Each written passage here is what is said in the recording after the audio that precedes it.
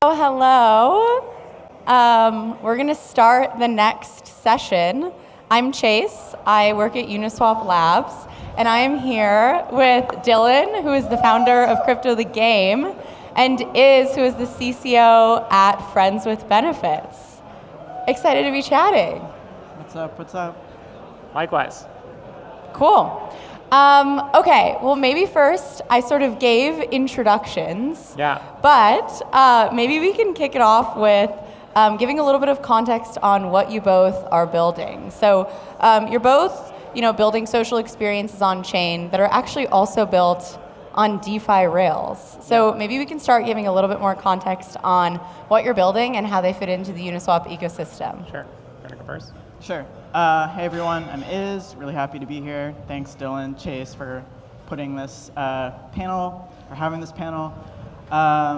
So FWB is working on a TWAM hook, which is a time-weighted average market maker. It's being launched with Uniswap v4, and we're really excited about this because our community recently voted on a proposal to think about ways that we can restock our token based on revenue that we generate as a DAO. So what's really cool about the TWAM is that essentially allows us to purchase the FWB token in smaller chunks and reduce or prevent the likelihood of front-running, MEV, exploitative attacks, and it allows us to do in a way that feels safe, compliant, and restock our token, which is something our community is excited about. Cool. And yeah, I'm Dylan. I'm one of the co-founders of Crypto the Game, which is essentially a massive interactive crypto survival game. It's been compared to Survivor, Hunger Games, Squid Game. I see a couple CTG players in the crowd. But basically everyone buys in with 0.1 ETH, is assigned a tribe, and over the course of 10 days competes in various on-chain puzzles and scavenger hunts. From Uniday, you vote people out each night. Last person standing wins the pot. We've done 2 seasons so far, and season 3 will be coming soon, and it will be on Unichain. So, hence Uniday. But, yes. Maybe we can start there. I think this is the first time that you're sharing publicly that CTG season 3 will be on Unichain, which is exciting. Yeah. It's turning pink this time. Pink Tribe gets immunity every night. Yes, exactly.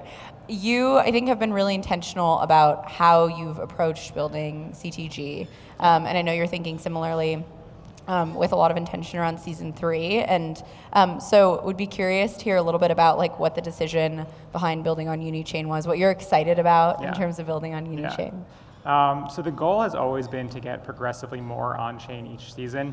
I actually started my career in TV and kind of only stumbled upon tech by way of this app called HQ Trivia. I don't know if anyone played HQ, but it was essentially an interactive game show. And I kind of joined HQ for the vision of like a live interactive TV network. So in the same way that it took a game show and made it live and mobile interactive, the same could have and should have been said for like a Shark Tank format or a dating show, in my mind a Survivor show, and that's kind of how this idea for CTG came to be. But 5+ years ago when I first had the idea, there was zero crypto element to it. It wasn't meant for crypto rails or anything like that. So I've always kind of wanted to intentionally get incrementally more on-chain with each season. So for season 1, the only kind of crypto component was essentially sending 0.1 ETH to our multi-sig, and at the end of the 10 days, we sent 90% of it to one winner's address.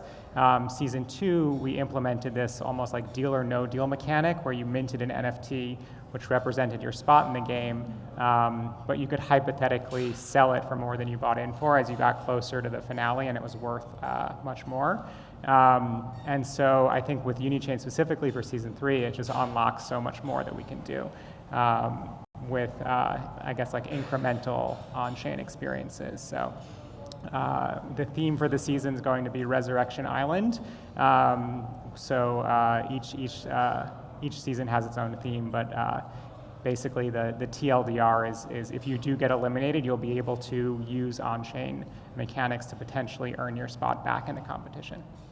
Cool, I love it. Resurrection Island feels like a good fitting theme for crypto right now in general. Yeah, we're back. We're so back.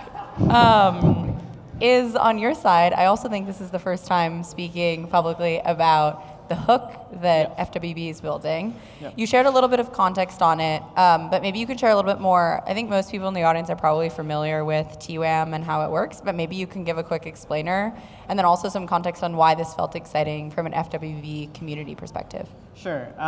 So I'll do the first part first, or the second part first. So FWB is a DAO, about 5,500 people. It comprises people who are creative entrepreneurs, technologists, founders, builders, so people who are really interested in the bleeding edge of culture and technology, how these two things intersect. And essentially, like most of the decision making that we do around our treasury, around the way that we do events, basically all of the big strategic initiatives that we have are governed by our community through snapshot proposals. And I think something that as we've grown as an organization, we were founded in 2020, we're about to hit 5 years, there's been more calls from our community to be more involved in treasury management, diversification, and thinking about more ways for the community to be involved in activities that are just handled on chain. And particularly, I think last year, or I think it's about last year, we passed this proposal for restocking because we thought it was important to have and hold more token in our treasury, and also thinking about ways to like implement our revenue in a way that like gave back to the community.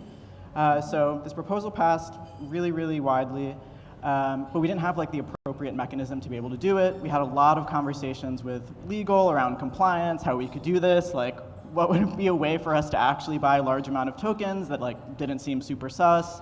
So we were looking for a way to do this that really just met our needs. So when we read about the TWAM hook, I think there was an article published by Uniswap, I believe in August of 2023, where like, this is the thing. Like, this is exactly what we need. It allows us to do this in a way that gives us like some level of granularity of control of how we put in these swap orders, the duration that they take place in a way that feels like we're managing risk around either buying tokens for the restock, or if we want to think about how we diversify the treasury by buying other kinds of crypto. So yeah, it's been kind of like a long time coming, thinking about the right tool for this. And I think it's been really interesting as we've thought more about how we involve the community with governance and automating the way that we manage our treasury to get a lot more community involvement and alignment between our core team and just like our regular community members. So it's been really exciting for us, and yeah, we're really happy to be working with Uniswap on it. Yes, super excited. And I think what feels exciting about both of these, that's like a through line, is, you know, DeFi, I think, often feels like it's this like DeFi summer 2020-esque term. And you know, there's sort of a DeFi renaissance, quote unquote, happening. And I think what's exciting here is in both the case of CTG and FWB, it feels like we have these like new, more social use cases that are popping up, whether it's because they're truly social experiences built on top of something like Unichain, which is designed for DeFi but can be used for other things, or if it's something like what FWB is doing, which is more about how do you empower communities to be able to like build on DeFi rails so that they can do other cool and interesting things. Which kind of brings me to this question of like, in terms of the DeFi renaissance, I'm curious if you think about like what the role of social use cases might be. How do you think about that? What do you think the future of DeFi might look like? And where do you think these social experiences might fit into it? Yeah, I mean, I've kind of always thought of CTG as essentially a decentralized reality show. And I feel like in my mind, I guess like the future of trad TV is potentially on-chain TV, or at least on-chain reality competitions. For season 1 of CTG, the person that won the 40 ETH prize was a player based in Japan, didn't speak a word of English, and essentially like played every single night overnight, and then like went to his day job the next day. And when I think about like trad reality shows like Survivor, you know, someone that doesn't speak English, someone that lives in Japan would never be able to apply, let alone play and win on like a traditional reality television, so a reality show. So yeah, I guess I think of what we're building as a decentralized reality TV, and I feel like DeFi, the term, can like encompass so much more than like financial obligations. Totally. I'm curious your take. I mean, it's funny because also FWB was sort of the early days were in some ways enabled by Uniswap and was a Yeah. social use case that I think no one would have anticipated. Totally, So I'm curious how you think about the future of that. Yeah, I feel like DeFi Summer is like, how do we make on-chain primitives or financial primitives that work? And now it's trying to find meaningful social context for these things. To me, it's more just like, now we have better tools that can actually operate as coordinating mechanisms. So it's just enabling like the thing that I just named, like communities to have more control, more access, more parameters where they can think about collective decision making for treasury management, for sharing a wallet, like just group decision making that's facilitated by tools that work, that feel like they're built properly, that can be trusted. And I also think that, especially like in the case of FWB, like using the TWAM, like having this way of restocking the token, it's signaling to be a long-term holder, to be a long-term community member, because we are invested in the health and growth of our community. So I think that's another component of it, of just like as more communities adopt DeFi rails, like there will just be less of like a maybe like pump and dump or sense that like things aren't really going to last, just because communities have more ways of managing their treasury and allocating funds. Totally, yeah. We talked a little bit about, Dylan, your dream in terms of reality TV on-chain. When you think about what could happen with social use cases in crypto, 5 to 10 years from now, for each of you, I'm curious, what's the dream? What's the one thing you wish you could do on-chain, or one sort of vision on-chain that you have? Yeah, I guess, it's kind of the same idea, but basically that initial vision of HQ Trivia, which is like every traditional reality competition or game show, like there should be an equal equivalent on-chain and online that anyone can play and compete in wherever they are, wherever they live.